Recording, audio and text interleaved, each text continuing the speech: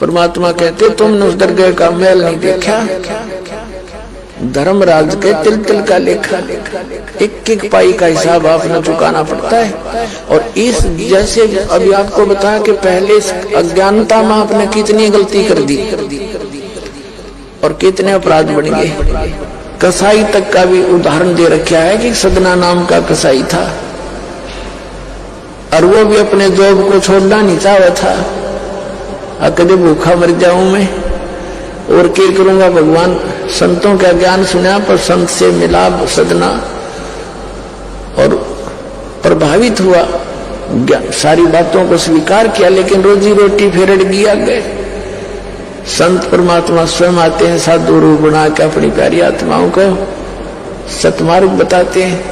कबीर परमेश्वर आते हैं, साधु रूप में बैठे थे तो सदना कसाई ने सत्संग सुना, परमेश्वर जो संत रूप में आए हुए थे कबीर जी, बड़ा प्रभावित हुआ, अपने कर्मों की तरफ झांका और कहा भगवान मैंने तो नाश कर लिया, क्या मेरा भी उद्धार हो सके गुरुदेव, हे महात्मा जी।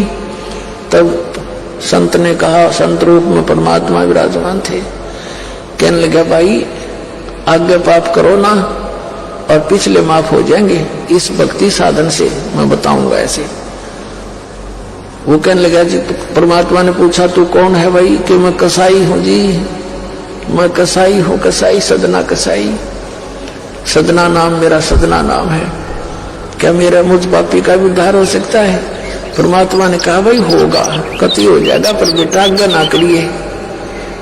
कहने लगा जी को कर बात बनेगी और तो कोई साधन नहीं रोजी रोटी का। परमात्मा संत जी ने कहा, परमात्मा संत रूप में बैठे थे, बेटा पेट में भगवान ने पाला तू, जब कौन रोटी लेकर जाया करता तेरी, कौन पहुंचाता था, और माँ के गर्भ से बाहर आते ही माँ के सतन में दूध दे दिया, उससे पहले दूध नहीं था, तो क्या अब वो तेरी संभाल नहीं करेगा। लेकिन ये तो एक हमने औपचारिकता सी बातें लगती हैं क्योंकि हम दूसरे रंग में रंगे हुए। कहने लगा जी मेरा तो काम ना चले, बालक भूखे मर जाएंगे, मेरा तो कोई काम नहीं, मैं तो नौकर हूं कसाई का और मन्नत ये काम करना पड़ेगा। तो परमात्मा ने सोची भाई ये तो सारे बांध रखे काल में। कहा, परमात्मा ने कहा बेटा इसने छोड़ दे तू। तो सदना कसाई कहने लगा महाराज जी कुकर छोड़ो भूखे मर जाएंगे, बालक नाम लेना चाहे उठे नहीं, मेरा उद्धार कर दे गुरुदेव, उद्धार कर दे, मैं तो कति नरक में गया। परमात्मा बोले भाई नो दोनों बात क्यों करोगी मेरे। फिर परमेश्वर ने सोचा चल भाई चाकस होती है इसकी तो बहुत जबरदस्त इच्छा भगवान में। तो मालिक ने कहा ठीक है बेटा तू यूं करिए, एक अपना लिमिट बना ले कि इससे ज्यादा नहीं बकरे काटेगा, जितनी तू ज्यादा से ज्यादा बना ले, पर वही है वचन पे। अब सदना बोला जी ठीक है। उसने सोचा रोज के 5-4 काटने पड़े हैं, हम बेईमान से। कहने लगा अब जी 100 तो ज्यादा नहीं काटूंगा डेली। परमात्मा बोले अच्छा भाई जाते ठीक है बेटा, दे रही है वचन पे, अकजी पक्का हूं मैं वचन का। चला गया। अब क्या हुआ कि उस शहर में राजा की लड़की का ब्याह हो गया, बारात आ गई और उसमें बकरे दारू चल रहे। मुसलमान बादशाह था, मतलब मांस तो आम खाते हैं, दारू शराब तो नहीं होगी खैर। अब उसके सदना के मालिक ने आदेश दिया कि सदना बड़ा ऑर्डर आएगा इससे, और भाई ला दिए बकरे ला कर रख दिए 20। अब 20 काट दिए सदना ने, फिर डिमांड आएगी 20 की और। कहने का भाव ये है कि 100 के 100 बकरे कट गए और सदना ने सोचा हे भगवान कति पूरी बात बनी, हे भगवान आपने प्रण भी आपने रखा, मेरी तो प्रतिज्ञा भी आपने रखी, मांझ दो के हथियार दर दिए, अकरेगी जुता जुते, कति नाश हो गया था। इतने में परमात्मा ने क्या किया, एक बहुत बड़े व्यापारी का रूप बना के पहुंच गया सदना के मालिक के पास और कहा भाई मैंने ऐसे ऐसे कांटेक्ट करना, एग्रीमेंट करना तेरे से, रोज के 20, 30, 50 बकरे चाहिए और मैं ऐसे आगे सप्लाई किया करता हूं। तो बड़ा खुश हो गया वो सदना का मालिक कसाई, कहने लगा भाई ठीक है। और वो बोला जी बाकी एग्रीमेंट कराएंगे सवेरे, तो मैं थक रहा हूं, भूख लग रही है कि मैं खाना खिलाओ और बढ़िया बढ़िया स्वस्थ बकरे का मांस बनवाना। अब कसाई ने आदर किया नौकर के, सदना इधर आ। अब वो सदन कसाई आ गया, खां जी कि एक बकरा काट फटाफट। और बड़ा व्यापारी आया है, बड़ा एग्रीमेंट हो गया है, वो होगा बड़ी बढ़िया अच्छा। और भोजन तैयार करा, भेज रसोई में। अब सदना के हाथ पैर फूल गए, क्या वह बात बिगड़ गई भाई, तो ना बड़ी बात, आज तो प्रतिज्ञा भंग होगी।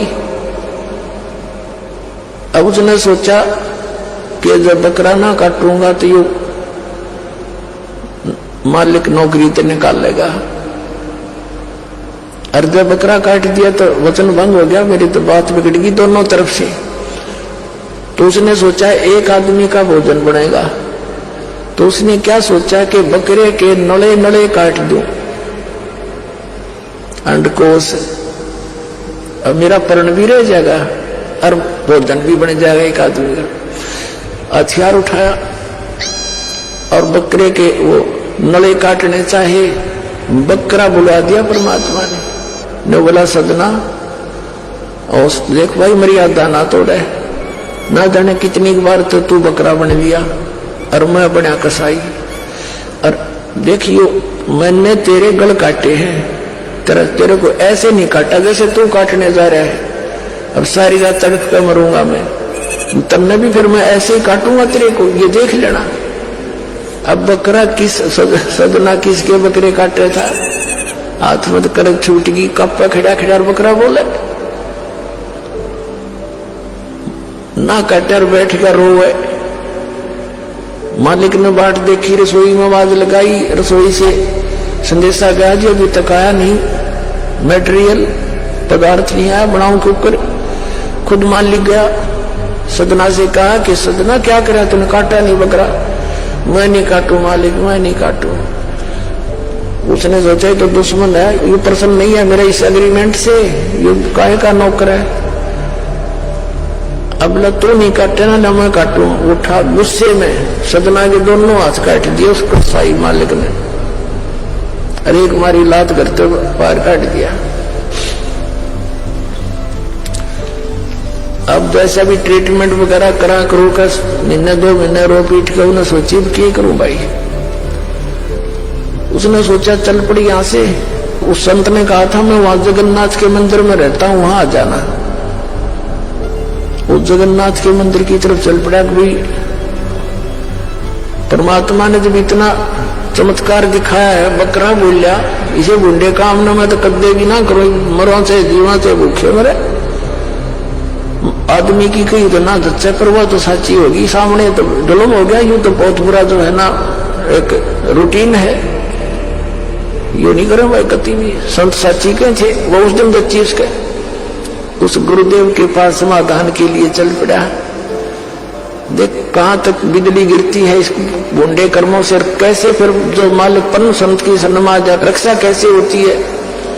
अब वो चला जा रहा था, पहले सरपंच नहीं होते थे, नंबरदार होली सोली होता था गांव का, और 5-4 गांव में से एक गांव वाले व्यक्ति उस नंबरदार को कोई विशेष और पावर दे देता था राजा, जिस दंडित भी कर सकता था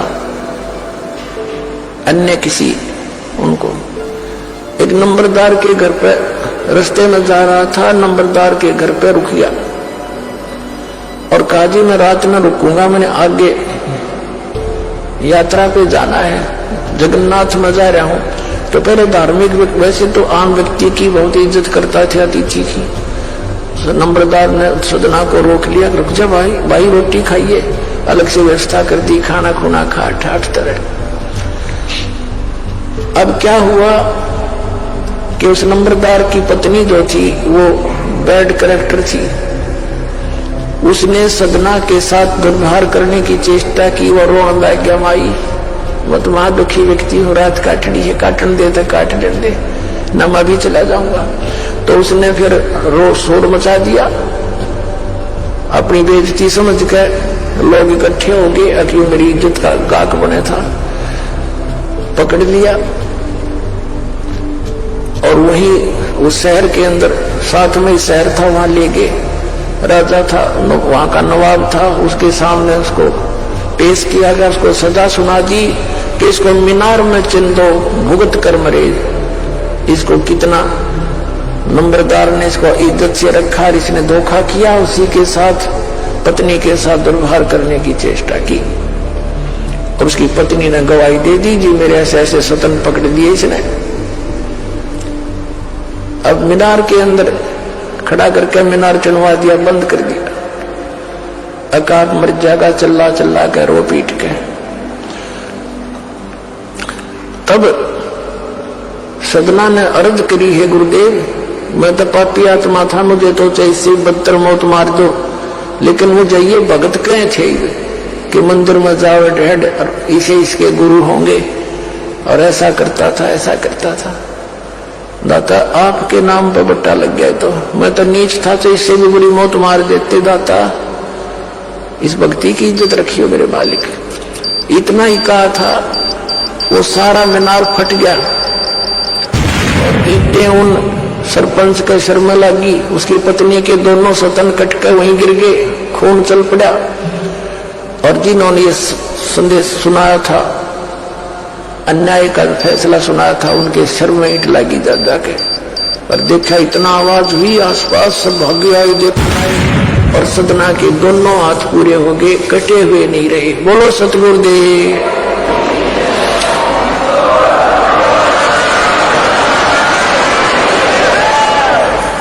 तो कहने का भाव ये पुण्यात्मा, हम मर्यादा इतनी भारा मान रहे हैं जो भगवान के मार्ग पर चलने वाली, और उनसे ही लाभ होगा।